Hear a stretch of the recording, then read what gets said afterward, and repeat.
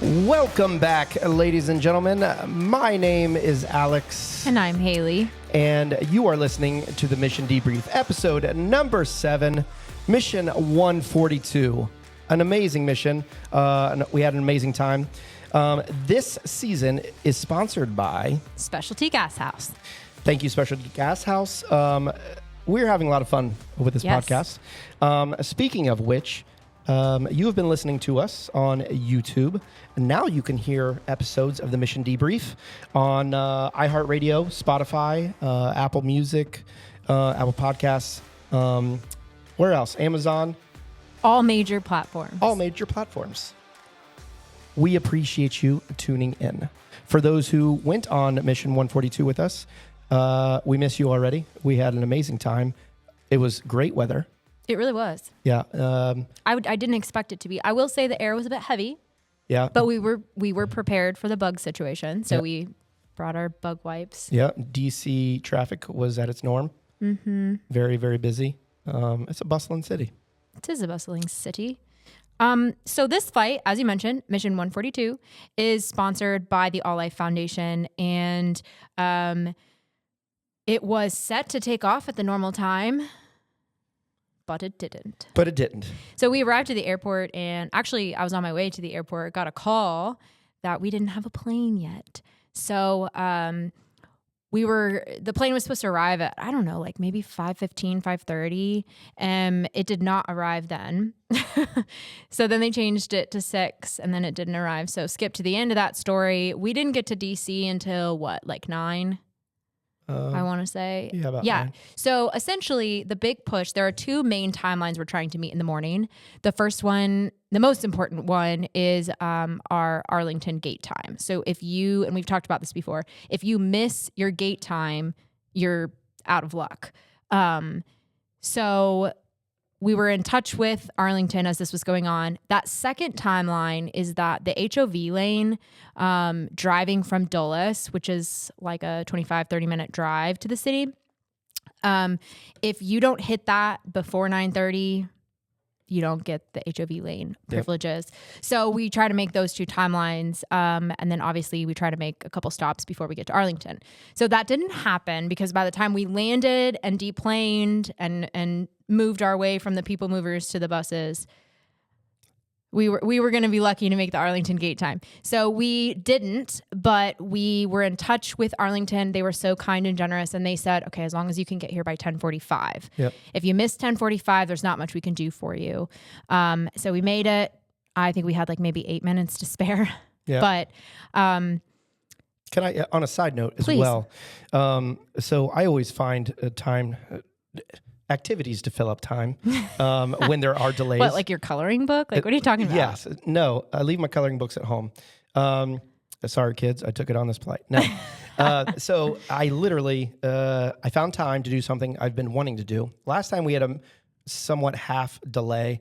We were at a different airport, a different season of flights. Oh, okay. And I've always wanted to capture every single hat.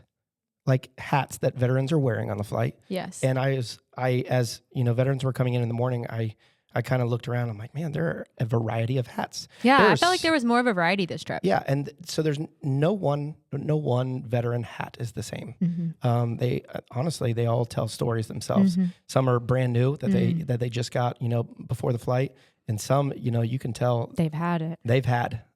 It's seen the world and back. From the pins. To especially the Navy guys are big on whatever vessel that they were on, what ship they were on, what they served. So there are thousands and thousands of different kinds of hats. So with that being said, I would say almost, except for maybe 4 or 5. Oh, that's why you told me you met all the vets. Yes. So, I just thought you were being smart aleck. No. I went around to every vet, and most of them looked at me kind of strange. I'm like, can I film your hat? And then one gentleman said, you don't want my face in it? And I said, maybe later, but for now, I just need your hat. And everyone was really good sports about it. So look for a reel. That's cool. Of that. It sparks a lot of conversations. And I did notice when we were delayed, for that long, of course, the running joke, everybody's like, have you seen a plane around here? It was really foggy. Same dad joke over and over. But honestly, as I was walking around, and filming all of these different hats really awkwardly, I noticed it gave the veterans and the guardians, but a lot of the veterans more time to kind of get to know each other. That's a really good point. Before getting on the flight. A lot of times on the flight, it's loud, and you only have one or two choices, depending if you sit in the middle of a seat or on the end. So that's a good point. Yeah, it was really neat. Wow, way to have good perspective on the delay. Thank you. You should have told me that so that I didn't get so cranky. I also had a lot of energy drinks going. So well, yeah. A lot of concerned faces looking at me, but I've got all the hats. Here's a fact about your energy drink you didn't know about. So usually when we load the plane, we're like loading, like people are coming up through TSA and we're loading simultaneously. So there's never like a crowd at the gate. Yeah. Obviously we were all like 130 of us at the gate at the same time. And so I moved because, no offense, but your bag was just kind of out there. So I like moved your stuff to kind of, so people wouldn't step on your equipment and stuff. I tucked your energy drink in there, and I was like, it was like in this pocket between chairs. And I was like, there's no way you lost half that energy drink. You never complained about it, but. Did you spill it? No, I didn't. Somebody else Yes. did? Oh, well, that's all right. It was enough for me. Anyways, so, okay. So you got to meet all the vets. Yep, it was incredible. I'm really sorry for thinking that was Smart Aleck, because that is really cool to start your day that way. Maybe we should have you film that content in the morning more so that it gives you a chance to kind of interact more with folks. And then typically, for those who have been on flights before, who I've gotten to know, all the, all the vets, it's because I accidentally made eye contact with one, or I went over to film something, and so I introduced myself. But this way, they may not all know my name, but I felt like during the day, they were a lot more comfortable coming up to me. I think we should really make that a priority. Because I think if I were a veteran, I would really like to know the random guy with a camera in my face all day. Yeah. And it makes I know Beth announces it on the flight, and I used to raise my hand, but then I just feel goofy. So now if they see me, they see me at this point. So, okay, let's talk about the vets you met. So, the average age of the veterans we took on this flight was 77 years old, which is pretty. I think it's been 77 all season. And then the oldest veteran was 92. The youngest was actually 66 this time. We had 4 female veterans, and we talked about this the last time when we had, I think we had 5, I want to say. And because I was listening back to it and I made the comment like, oh, we don't usually have more than 3. And then every flight this season, I think we've had more than 3. So I stand corrected. But I think hopefully it's because women are feeling more seen by this experience, and that it's not just a men's trip, it's a veterans trip. So that's always really neat. And then majority of them are Vietnam veterans. We had a couple of Korean War veterans. Yeah. Side note as well, really quick. We saw him in the morning, Brody, the bagpiper. Oh, yes. Who we've mentioned before. Yeah, let's talk about him. So why was he there? I saw his mother before I saw him. She was standing off with a camera, and I'm like, wait a minute. And I turned around, she was filming him. Yeah. So I turned around, and I was like, oh. So Brody was playing whenever he finds time. He, of course, is going to support but do you know why he was there? Yes. Okay, right. So he was, of course, he found a few minutes before his flight. And then it was his grandfather. Yes, his grandfather. So him and his mom are going on the trip, and I think his grandfather dropped him off. So that family has been around the organization since Brody was 2, and now he's 18. Yeah. So Brody, found time to play, for those veterans who were coming in. They almost missed their flight doing that. Really? Yeah. Oh, so go ahead and tell us, Brody was there for? Yeah. So many months ago, I want to say even before Christmas, Honor Flight Columbus nominated him for an award given at the National World War II Museum down in New Orleans. It's the Billy Michael Student Leadership Award, and this is given to students who exemplify the American spirit through service, leadership, and character. So we nominated him for that award, and there is one student chosen to represent every state and district of the United States. So obviously he was chosen, hence why he was there that morning to get his flight for the awards this weekend. And I think it's obvious to anybody who, and you kind of alluded to this, anybody who knows him, anybody who's interacted with him, But I feel like we in the office, we have a special appreciation for Brody because we've gotten to know him and his mom a little bit more and a little bit more about their personal story. And I think it just goes to show that, he's not an in your face guy. Yep. He's always there. He's so steady. He's so consistent, but he's never seeking. He's consistent with asking me for a selfie. Yeah. He's like, we need to get a selfie. Doesn't that make you feel so loved? It does. But he's he's a performer, but he's never in your face. And he's always so humble. Yep. And he always makes it about somebody else. Like even, so if you want to check him out on socials, he's Brody the Bagpiper. And when he puts up videos, obviously, of him playing at different events or whatever, he somehow still manages it to make it not about him. I don't know how he can do that so consistently with being a musician. Yeah. But I just think that is, and so it was an obvious choice when Beth heard about this award. She's like, let's just send something in for Brody. And I think he's such a member of what seems to be a niche community, the bagpiping community. But I think he's really bringing awareness to how important bagpipes are, especially military, but then also they're an art form that I think would die if it weren't for people like Brody who were willing to. And I saw some of his stories. He was sharing. I follow him on Instagram. Yeah, and I saw him share some of the stories that his mother had posted of him, and it just to explain kind of more of who Brody is, just as a teen, and not thinking of a normal teen. It was a video of him, and they're in like a bowling alley. Mm-hmm. And he's sitting, and his mom was filming and said, most people have an RBF, like a resting, just angry face. And this is Brody's, and it's a video. He doesn't know, and he's just smiling. He's just so pleasant, looking around at everybody, And then I saw him play. He was outside on the streets of New Orleans, just out in the open, busy, and he was playing Carmen, Ohio, and the Buckeye Battle Cry, which was really cool. Yeah, he makes me. I was having a conversation with somebody not that long ago about how there are just human beings that you encounter in this life, and we meet nice people all the time, but you don't really know how nice they are. They're just nice to you in the moment. Yeah. But there are some people that when you meet them, there's this genuine. You want to ask him, have you ever been angry in your life? Yeah. It's just like these people that exude a gentleness, a gentle spirit. And a gentle spirit is so overlooked in our culture. Yep. And so to have that as a young man, I think is just, I can't say enough. And that obviously speaks to the village that raised him and his mom. But check him out, Brody the Bagpiper. I'm sure you can see some of the fun stuff that went on from the awards ceremony this weekend. We haven't talked to him yet after he got back, so I'm excited to hear about it. Yeah.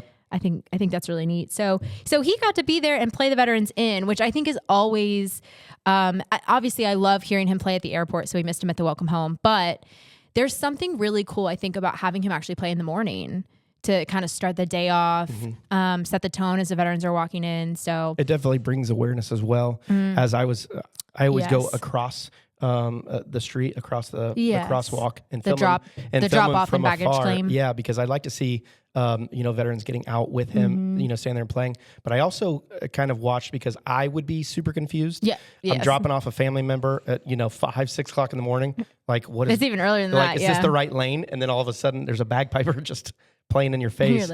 But to see them smile, people were taking videos.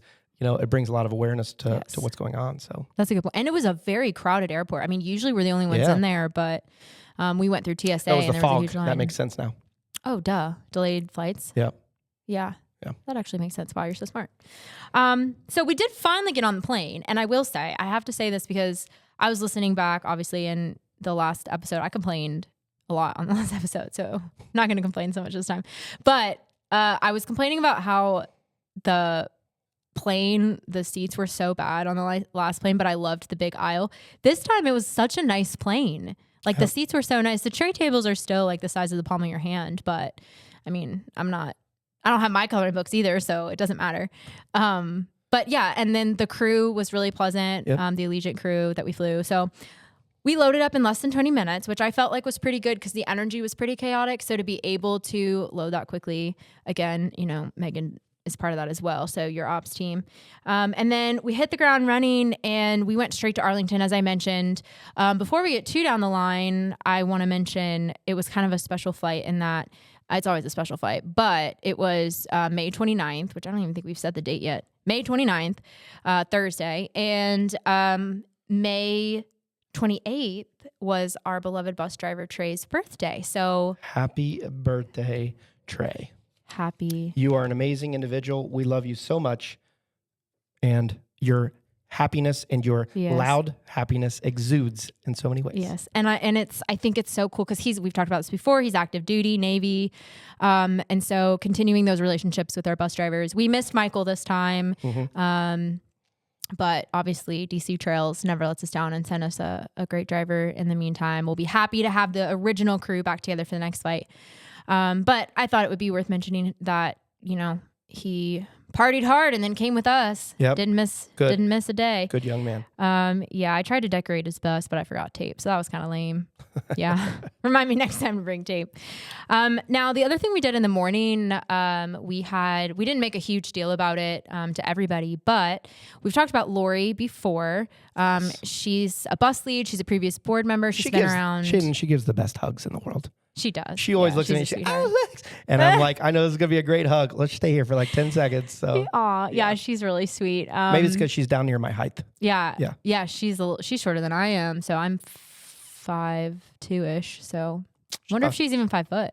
I don't know, but she gives amazing hugs. There you go. And I was going to do a plug for her dentistry and I was like, why am I doing that? She's a dentist, so she's pretty cool. Oh, okay. She's a dentist? You didn't know that? I had no clue. She works for the Gentle Dentist, who does a lot with us. They'll partner with us and sponsor things. I had no clue. Yeah, she is the Gentle Dentist. Oh, she's a gentle hugger. Okay, you're getting weird now. So anyways, this was a big day because this was her 100th flight. And she actually was not scheduled originally to go on this flight because we had some last minute guardian cancellations. So she came on as a guardian. And I love seeing her do that role because usually she's on a leadership role. And so getting to watch her from afar, just kind of go back to the roots of like why we do this and what the experience is about. And she just does such a good, like if I had to choose a guardian, I would frankly choose Lori of all the people. And we've got some great guardians. I would choose Lori. Yeah. So we got to have a little, like the office did a little thing for her. But I told her when I went up to her, I was like, I feel like I should say congratulations. But the reality is we should be congratulating Honor Flight Columbus because it's our privilege and honor to get to continually work with Lori after all this time. Yeah. 100 flights is a lot. It is. So anyways, we did make it to Arlington. We saw 2 wreath laying ceremonies this time. So in case you're unfamiliar, at the Tomb of the Unknown Soldier, they do the changing of the guard ceremony, but then they also occasionally, groups and organizations will lay a wreath at the tomb. So we saw 2 of those. It was also like, we talked about this last time. There was a lot of kids on the last flight because people were doing their DC trips and now it's kind of like schools are winding down. So we kind of thought, oh, maybe it'll be better. In my head, I'm thinking, no, it's not going to be better. It's going to be more crowded. And I couldn't remember why I thought that. I just thought I was just being a little bit like naive about it, maybe over dramatic. But no, I was right. Yeah. Because there was the tour groups now have started, like EF students. Yeah, I saw a lot of them. Yeah. So they were all over the city. And actually that group's really great. They, like when we got to World War II, they had students there with a big banner. So we have Honor Flight has a partnership with them in general, like Honor Flight Network. I did not know that. I had friends go when I went up to DC through them. Not to DC. Oh, I used them. I did my study abroad through them. Okay. Yeah, it's a cool organization, but they're always very pro veteran and trying to encourage students to interact, which is always really, really great. So when we got back to the tomb, we had that age-old problem in the spring that we always have where there's not room for the veterans. And so we have to go through and, move some people around. And so I think I like the pictures of flights like that because you see the mix of the generations at the Tomb of the Unknown Soldier. So you're seeing the vets in that first line, but then you see the students and parents. And on a side note of that as well. And I've seen it a lot, over the past, however many flights, a lot of students, whether they're with their school groups or with just parents, and the parents you can tell have encouraged, like, hey, go up them and thank them for their service, which is incredible. I teach my children to do that. It's always a different, you can tell kids that are beyond their age. Yes, maturity wise. Yes, maturity wise, because a lot of times, and I've seen this a lot, I saw this at the Vietnam Wall, especially this time, there were, younger kids, I would say like middle school age, they would go up, and a lot of times they'll say, thank you for your service. But they don't make eye contact or shake hands. Correct. And a lot of times the vets don't hear it. Yes. And that's a good point. Then they're always like, just child awkwardness. Yeah. And don't know what to do, or they'll say what, and then because it took a lot for them to even say that, and then they're like, oh, they didn't hear me. And I think it's generational, or maybe it's not generational, where just young kids saying thank you for your service. So I think a lot of times it goes unseen. And no fault to the kids. Of course. They're nervous. They don't know what to say or what to do. I mean, and to be fair, I think there's a lot of adults that don't say anything because they're nervous and they're scared as well. So I think a lot of ways that when those kids in those groups, even if they're not being heard per se by the veteran themselves, other adults see it and it impacts other adults. And it always amazes me as well, on that note, that a lot of times there's a lot of foreign groups that are there, whether or not they have headsets on, you can tell they're all, trying to follow somebody. Whether the tour guide's not speaking in English. Whatever part of the country, that they're, the world that they're from. A lot of times, they'll come up, especially if there's like a pinning going on, or if somebody, is like at the wall taking pictures, they'll come up and talk to them. Yeah, and ask, which I think is so cool. Some of the cooler ones, to be honest, like when we were, not this flight, but like at Korea. Yes. And Korean citizens coming up and Korea. Thanking them. Yes. That was, I maybe had talked about that in another podcast. Every time. That blows my mind. Yeah. It's not thank you for your service to the country, but thank you for my freedom. Yeah. My family was impacted by this. I think veterans, especially like, Korean war vets, thank you for your service. I wouldn't be here today without courageous men like you, but these people are saying, thank you for I literally my country's wouldn't be. freedom. Yeah. And for them to see, I mean, I've actually seen this with Vietnam veterans as well, where Vietnamese or even Chinese people will come up and say something. And I think, because one, we're talking about a controversial conflict, but we're also talking about, it's so heavy, the question of who won the war. Yeah. Because obviously the United States, quote, ended their involvement, unquote, before the end of the war itself. And then, of course, it went a different way than the side the United States was on. And so for Vietnamese to still, or anybody who was affected by a communist party, to still recognize those men and women by saying, like, thank you for your service, because these are men and women who have wrestled with, I failed my country, I failed, whatever, carrying the guilt and the burden of a conflict that is so confusing culturally, to be addressed in that manner by a citizen of that somebody country. Who's affected directly. Right. And not just by being a part of a country like the United States. They're like, thank you. I was able to go to the store. Yes. And actually, now that we're talking about this is a really cool story. It didn't happen this fight, but I think it's still worth debriefing. Yeah. It was, I couldn't even tell you when this flight was. Like, you weren't around. Like, I still lived in DC volunteering at the time. And we had a photographer you've met this photographer before, on the flight. Maybe Battelle. I want to say maybe he's with Battelle, but I forget. Ben? Perhaps. Anyways, so I was at dinner with a couple of veterans who served as firefighters in Vietnam. And they were talking about how they would ride into the villages and throw like their rations or whatever for the kids that lived there. And this photographer was in one of those villages as a child receiving I think those. It's Ben. I think it is Ben. Is it nationwide? Is it? I don't know. It's nationwide or I'm Patel? a terrible person. No, I think it's... But one of the two, because they fly in the fall. Yep. So... I've met him. Yeah. So that story. And so then as they're talking, this veteran was in his village passing out.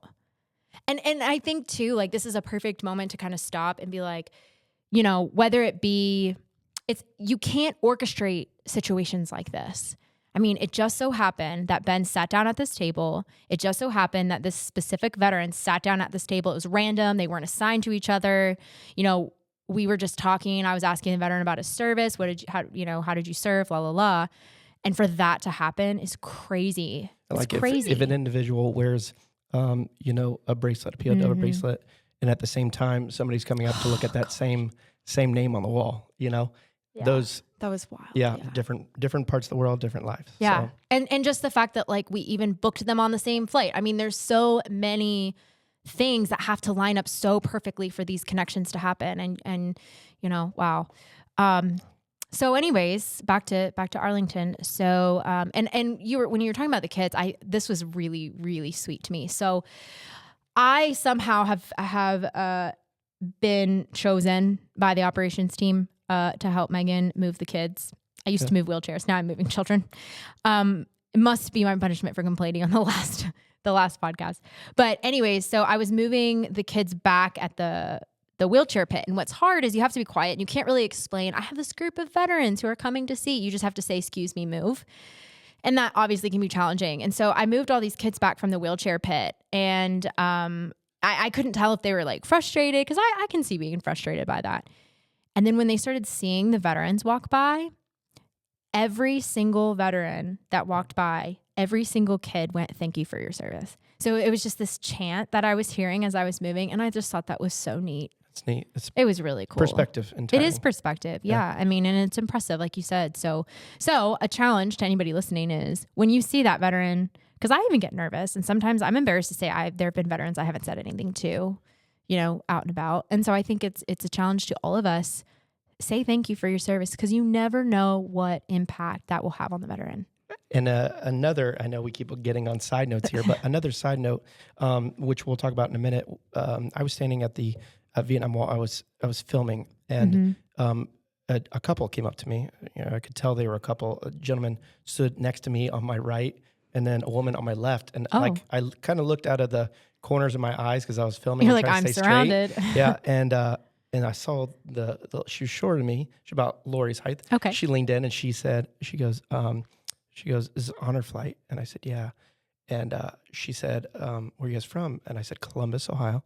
And she said, thank you for everything that you do. And I said, it's all for the veterans. It's all for him.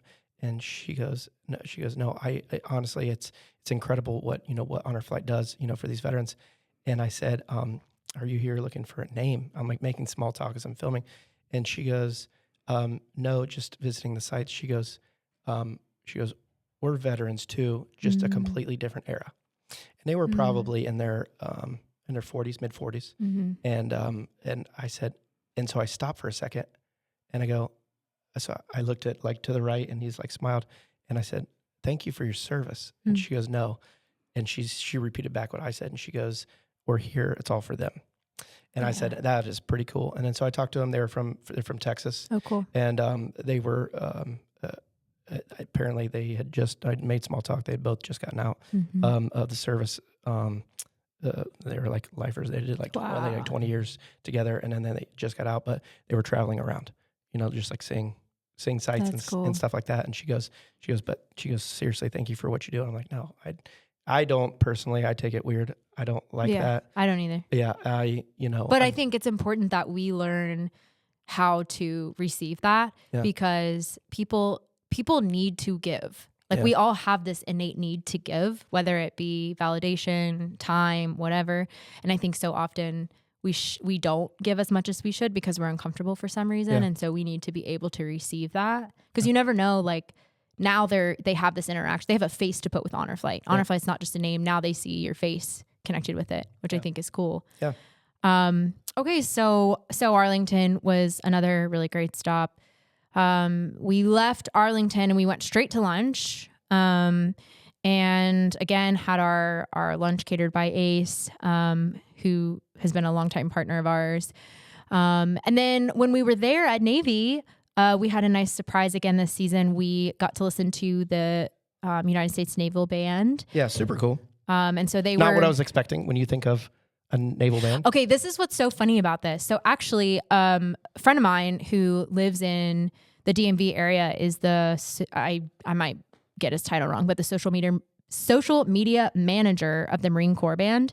So he travels along and stuff like that with them. So through him, I've since corrected a lot of my understanding of military bands, because I just thought they showed up and did like ceremonial stuff and like played the Star Spangled Banner. You know what I mean? Yeah. But no, they were playing songs from Wicked and I think some other musicals they were playing. When we were there before, they did like a Disney night. So they utilized the Naval Memorial as kind of like this public space to host the Navy band, but then also bring in the public. And I think that's really neat to kind of have the public interacting with servicemen and women in that manner.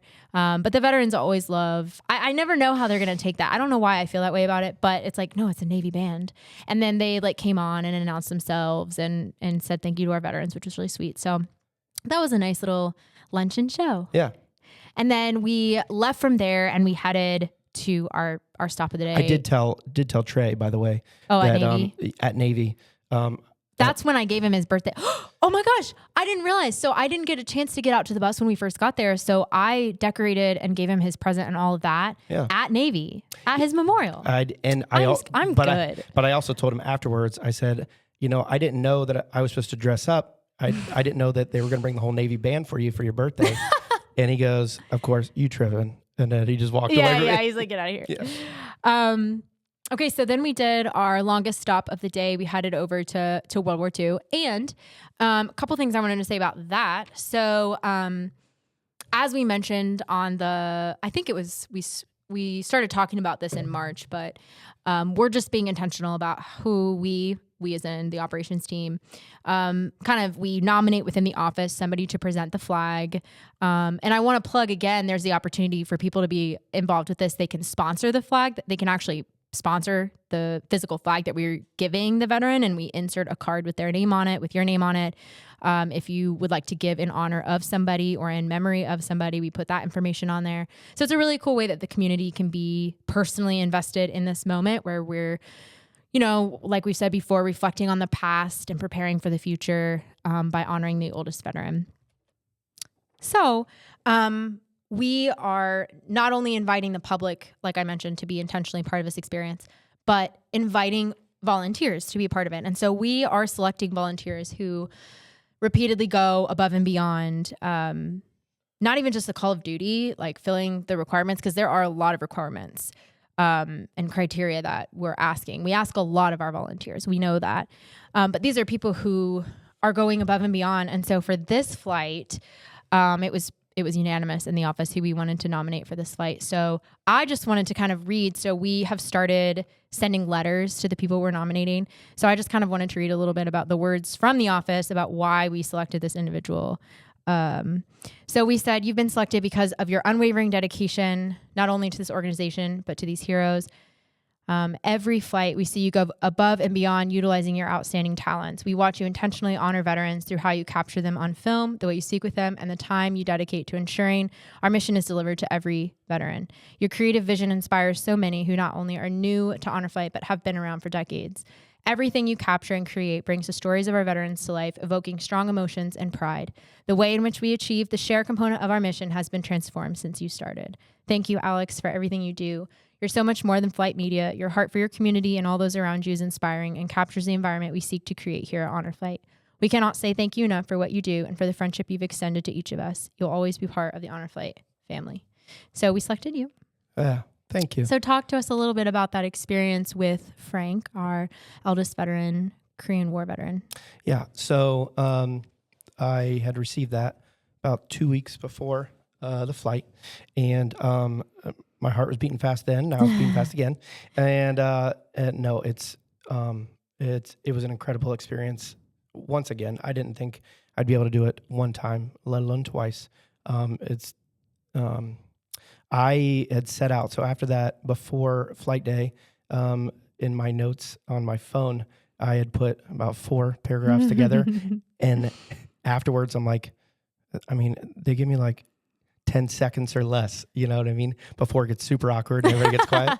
And words from myself to Frank only. And a big part about that was as I was getting ready to go up, it was just super quiet. And I was thinking to myself, I'm like, okay, I've read this over and over and over. I know my bullet points in my head, even though last time the first time I went up there to do it, Yeah. you know, I got all weepy eyed, and the guy, you know, the veteran was looking at me. The veterans around him were looking at him like, "What's wrong with this kid? Why is he crying?" You know. But when I went up and I was thinking quietly in my head, everything just, of course, went away. And I walked up to him, and of course, you know, I got down to his level, present the flag, and this time he was saluting me Yes. the entire time. And whether not necessarily me, but in honor of what he's done. Mm-hmm. I would hope he wasn't saluting me whatsoever. Mm-hmm.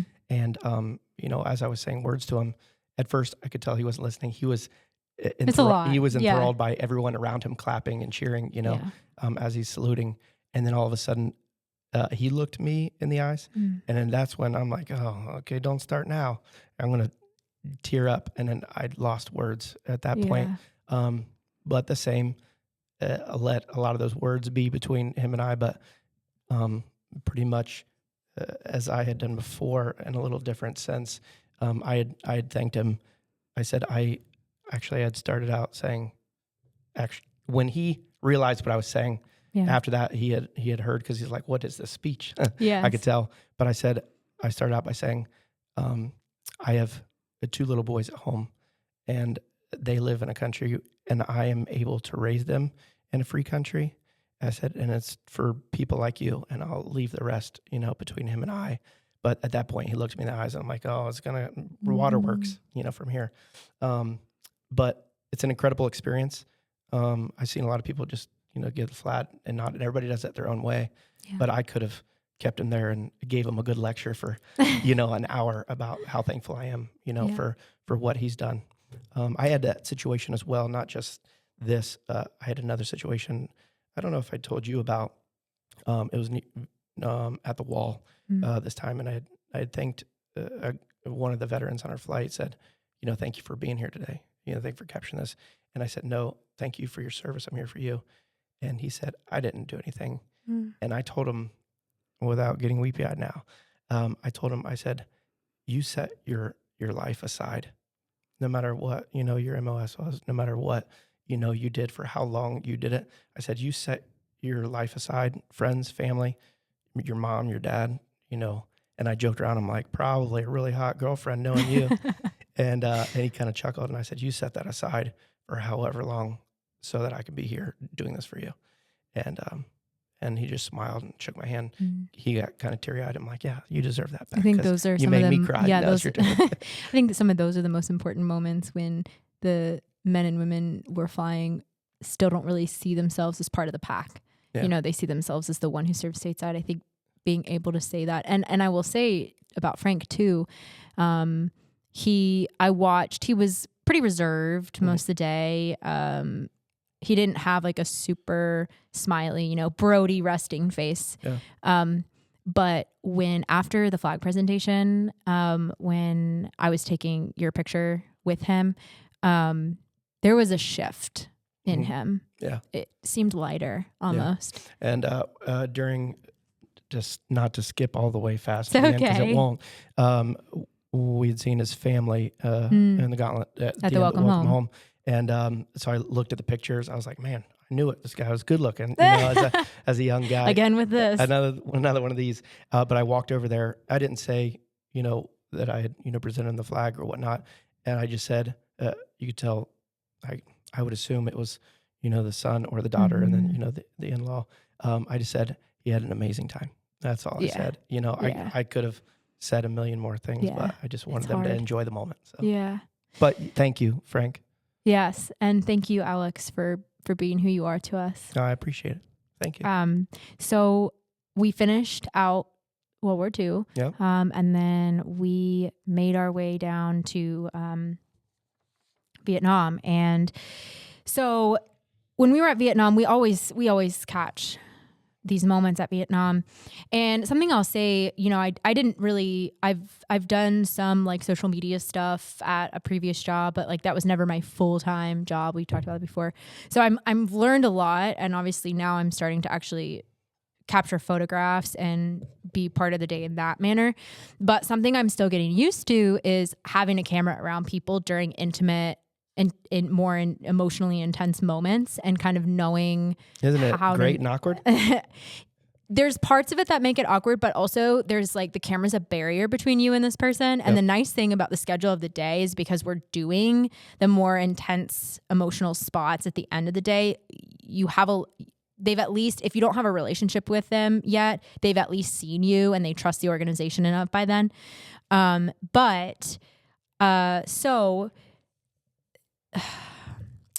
I don't even know where to start with the story. So we had actually, this is coincidentally, the last podcast we talked about a guardian veteran pair who was one of our veteran service organization guests. The guardian was, and this one is as well. Her name's Valerie, and she had 2 veterans, and one of them was named Chuck, and he had been pretty quiet, she said, most of the day. The other veteran she had was in a wheelchair, and Chuck was insistent on pushing the guy in the wheelchair, the veteran in the wheelchair. Like, he wanted to be the one doing it. And of course, Valerie felt bad about this because she was like I'm happy to do the work. Like, I don't want you to have to push the wheelchair all day. I'm here to serve, whatever. And he said, no, I want to serve my brother. And so I said to Valerie, I said, oh, I didn't realize that they were brothers. And she's like, they're not, they just met. And so that was kind of Chuck's, he was taking the back seat all day. And then when we got to the wall, I loved watching this moment unfold because it was like, I didn't think Chuck knew any of us were there. Like, he was so focused on this moment and the name that he was finding on the wall. So you made a reel that you put out right after the mission, and then we reposted, kind of reminding people the podcast is coming out, and that's Chuck. So definitely check out our Instagram and Facebook to see. He's there with a Marine flag with his hand on the wall, and he found the name of his cousin. Him and his cousin were serving in Vietnam at the same time. I think I have that right. But Chuck went to the Naval Academy in 1967 and then served in the Navy until 1981. He was in country in Vietnam, as was his cousin, who was a Marine. And so we had this moment with him at the wall. It was me, you, his guardian, Beth, and then Deneen, one of our bus leads. And we were just kind of all surrounding him. And this was one of those moments that I was like, okay, I have the camera. Obviously, I'm taking pictures. But these moments feel so private because he was having an emotional moment at the wall. I think you can watch the visual of it, but I feel like describing it might be a little invasive of the privacy portion. So you can check it out and you can see it visually for yourself. But, so I just didn't really know how long do I stand here or whatever. So fast forward to this weekend, I was writing out kind of the direction of what we were going to talk about on the podcast. And, obviously Chuck was going to be part of it because he had this emotional moment at the wall. And so he was already on the list. And then literally on the way here, he sent an email. And at first I saw it and I thought he was going to be like, can you please not do anything with the video? Like, can we keep this private? Because he wanted to keep the story pretty private. But that was not what it was. He used the words, he said, thank you for forming a protective bubble around me at the wall. He saw that as we were his community there with him. And that was huge. And he also sent, which I just thought this was beautiful. So he sent the lyrics to More Than a Name on a Wall by the Statler Brothers. So you can check out the original lyrics. It's in dedication to those whose names are on the wall, to those whose names could have been on the wall, and to the wall itself. He wrote to his cousin, Thomas J. Eckwell. He rewrote those lyrics, and so I'm just going to read a couple of these stanzas. I saw him from a distance as he walked up to the wall. In his hand, he held some letters as his tears began to fall. He took out pen and paper as to trace his memories. He looked up to heaven, and the words he said were these. He said, Lord, my cousin was special, and he meant so much to me. And oh, I'd love to see him just one more time, you see. All I have are the memories and moments to recall. So, Lord, could you tell him he's more than a name on the wall? He said he really missed the family, being home on Thanksgiving Day, and he died for God and country in a place so far away. I remember just a little boy playing war since we were 3. And Lord, this time I know he's not coming home to family. He said, Lord, my cousin was special. He meant so much to me. And oh, I'd love to see him, but I know it just can't be. So I thank you for my memories and moments to recall. But Lord, could you tell him he's more than a name on the wall? Could you tell him he's more than a name on the wall? It's pretty amazing. It's powerful. It's really powerful. And those, I think, are, I mean, we exist. We've talked about this before. We exist for those moments, but also however the veteran needs to exist. You know what I had captioned? Yes. That reel? Yes. That's pretty. So what you captioned, this is why I was asking you about this earlier. I Your caption, this is what he said in the email, your caption on the video made him think of this song. Oh, okay. And then spurred him to write his version of lyrics. Wow. That's pretty amazing. Yeah. That's pretty neat. And why those words, don't know. Yeah. Just when I was because making to it, you, it felt like more than just a name on the wall. because I probably spent normally, on those, I spent a lot longer on those. Yeah. Because he spent a lot of time at the wall. He was there a long time. And normally it's not like that. And I Mhm. couldn't stop filming because I could tell he was going through a range of emotions. Yeah. Every time he looked at a picture, he opened up a photo album, and I could tell every time it was another wave of emotions. And, somehow capturing that for him, later, to show that. And then, so I spent a lot of time reviewing the footage, making that reel later on, and I just kept watching the moments over and over.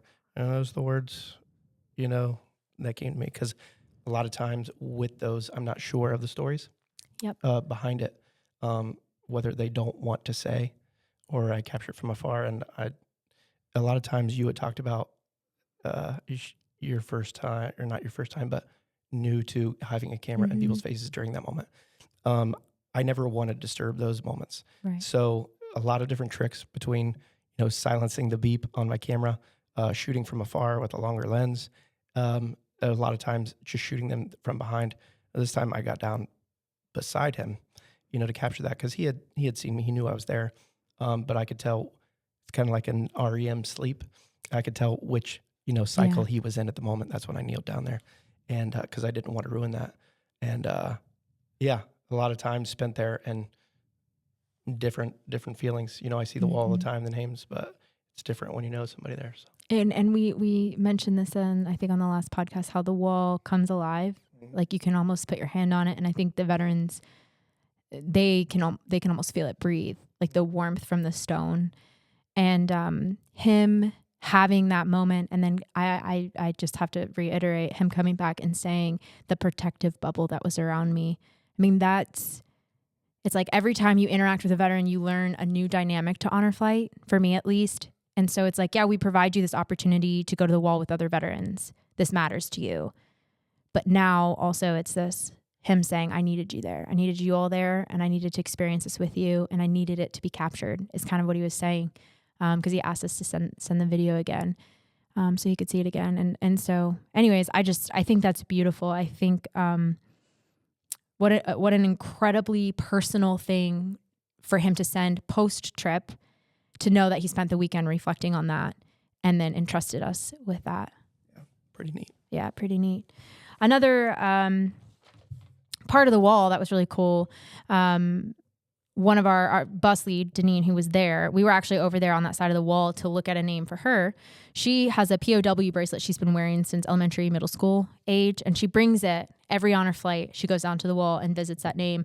And I think what's really neat is we've been seeing this a lot with the school trips, where the kids all get a name and they bring something to the wall to leave for the name. The purpose of that is you continually visit those, right, so that they're never forgotten. Right. To watch their legacy leave on. So that was a pretty powerful moment.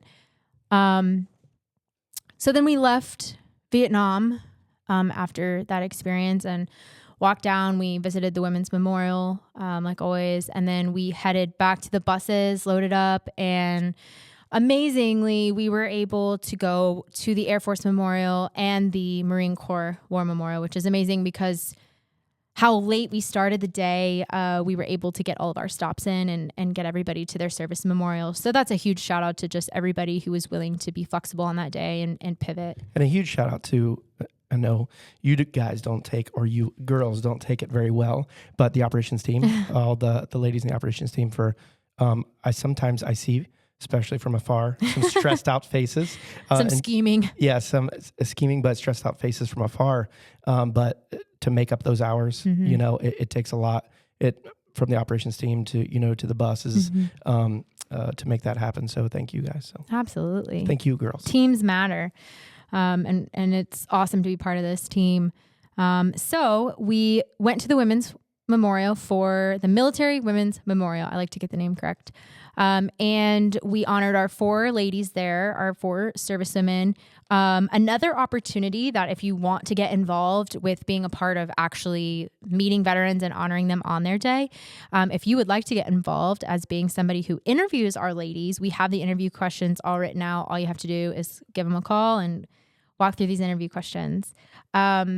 That is an awesome way because then we turn that and we register their profile. And then that way their stories and their legacy can continue forward. So we did that. And then, after our final stop, we headed back to the airport for the welcome home. So we were able to, I still can't believe, like, honestly, other than having to sit at the airport for a really long time, knowing that, like, I didn't feel rushed at all during the day. Like, did you feel rushed at any of the stops? No, not at all. No, it was amazing. I was kind of curious how we made that time up. I was the talking, honor flight magic. I was even talking at when we were actually waiting, you know, at the beginning when we were waiting on the plane at the very beginning, and I was talking to the doc who I've been on flights with 4, maybe 1. Dr. Howie, and but I had never introduced myself. You know, now that I'm here for a while, so I introduced myself, and I'm like, "Hey, you'll be seeing more of me." He's like, "Yeah." He's like, "Stay away from me." And no, but I said he said something about flight being delayed and all the fog because we were looking at the fog, and I said, believe it or not, last flight was the first time that I felt like we were early to everything, you know. And I think we had mentioned that, and then I think that kind of doomed us. So, you know, we always say we're due to have a delay of some sort at some point. So we were due for a flight like that. So we get to the welcome home, another really great crowd. It's interesting to me, and maybe this is what it feels like if you're like famous with a performer, because I'll never have a crowd yelling my name, which is fine. But having crowds, like sometimes they're really loud. Like the last 2 flights, I want to say, were just like the crowds were so animated. The 2 girls last flight?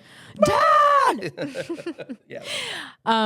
This was a little bit quieter of a crowd, but there were still just as many people.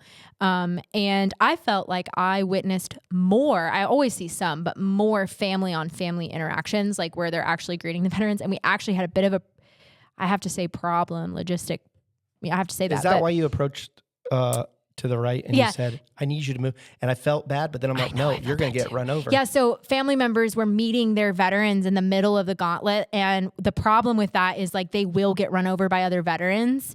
And so it was more like a safety measure. And so I gave them the wife a second, because I'm like, "Oh yeah, welcome your home veteran over there. You know, you're not supposed to leave the stanchions or whatever." So I just kind of said like, "Oh, just step right here." And then she kind of looked at me and I couldn't tell if she was frustrated or overwhelmed. And I said, "It's for your protection," and walked away. So I don't know. Hopefully she knew. No, I think they were okay with it. They were kind of confused, but I was like, if they don't move. Because if one person does it, so many people kept doing it. So I had to try to restore some order. I don't know where Rodney was. He was way down the line, just smiling. Yeah. Well, and I do think the welcome homes have been getting bigger. So and speaking about the welcome homes, we've had a guest capturer. Yes. I don't know how else to say it. Guest shooter? A guest, not guest shooter. I don't know. That's in the camera world. Yes, I know. She has a camera. I would say a guest journalist. Okay. But she also has a camera, so I feel like I'm not wrong. Yes. Is she not shooting? We have talked about before, people that aren't in this, for those who aren't in the creative world or the photography world, we call them like second shooters, third shooters, somebody with a camera. Yeah, but I was thinking, I like to say the term like guest speaker. I use that in my daily life. It's kind of weird, but so we have a guest shooter. It's okay. We don't have to say who we have mentioned her name before. Yeah, so she went on the first mission on the March 27th mission, Izzy Geiger, and was our high school student who had been nominated from the office, just how outstanding she was during that whole program. And then she's continually wanted to be involved. And so one of the things that we really needed this season were people to come and capture the welcome home. So knowing that this is kind of the field she wants to enter into moving forward, it just was a really good match, a good partnership.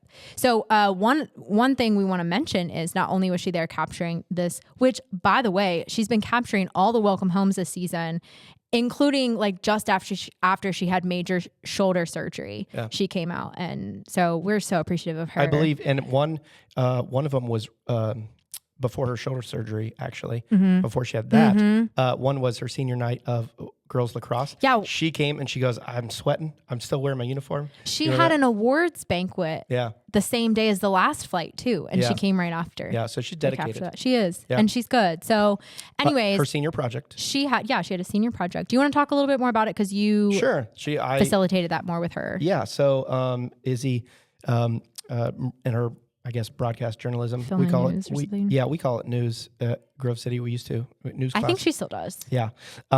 So she does that at Grove City at my old alma mater. She graduated this weekend? Yeah, she graduated. Congratulations, Izzy.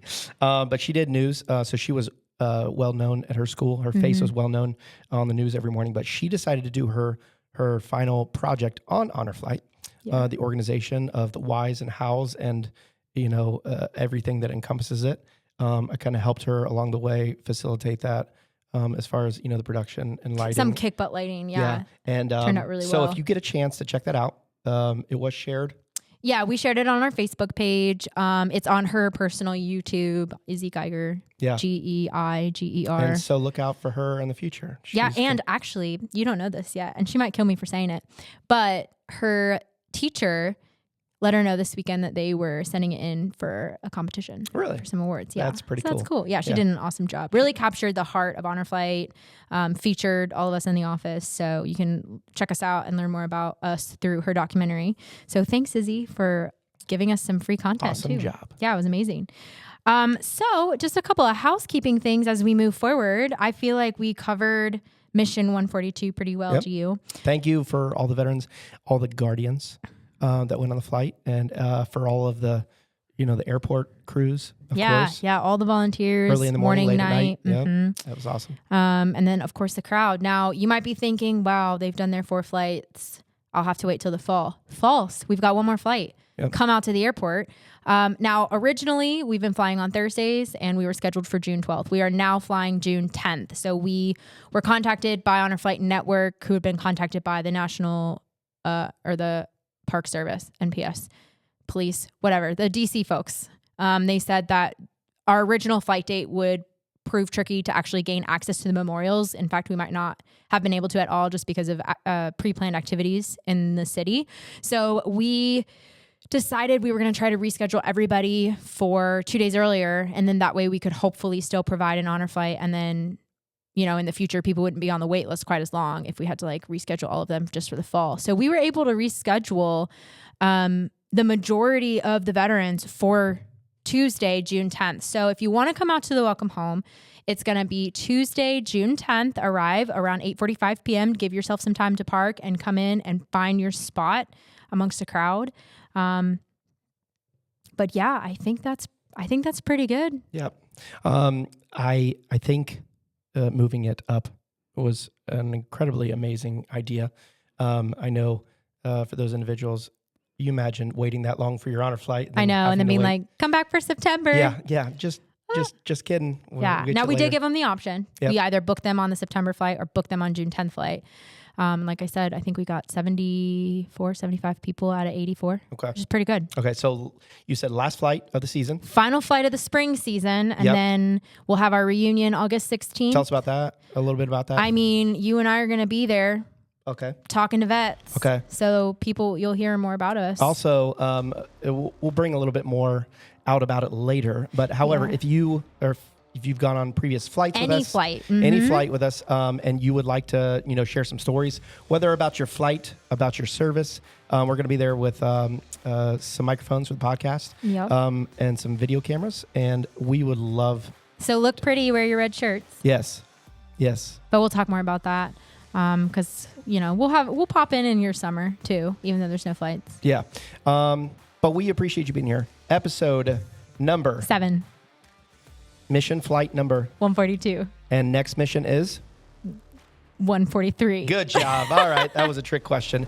We appreciate you, everybody. Thank you for being here. Thank you to Specialty Gas House for sponsoring this podcast season. This has been the Mission Debrief. We'll see you guys later.